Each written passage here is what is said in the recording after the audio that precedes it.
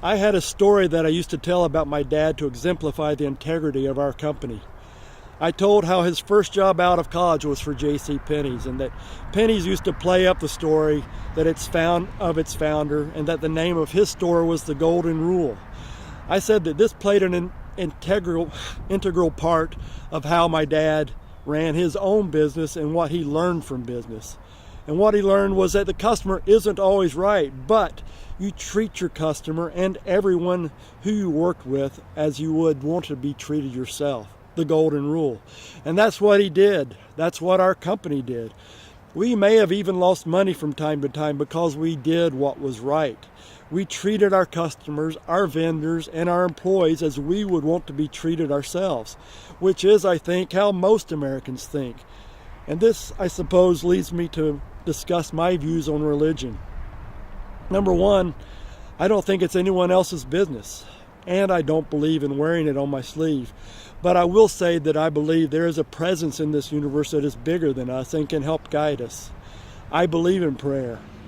In the spring of 2008, months before the shit hit the fan with Lehman Brothers, I had an issue that came up that involved the fate of my company and my family.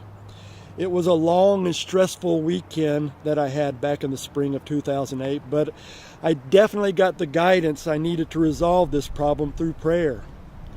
And the advice that I received, the answer to my prayer, if you will, changed the direction of my company. We brought our operations back from overseas. It was a move that helped my company survive the Great Recession that began later that year. We survived the Great Recession that drove 95% of the businesses like mine out of business.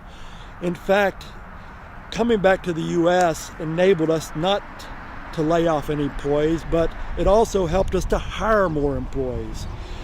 But I will say that I feel this country is suffering for its sins, and not the sins that the right-wingers and religious zealots will have you believe, sins like no prayer in school or same-sex marriages. We are suffering for our sins of pride and gluttony, greed, laziness, and envy.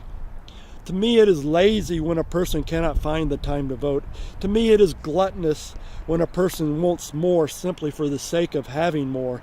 Being envious of what your neighbor has will not help you attain income equality.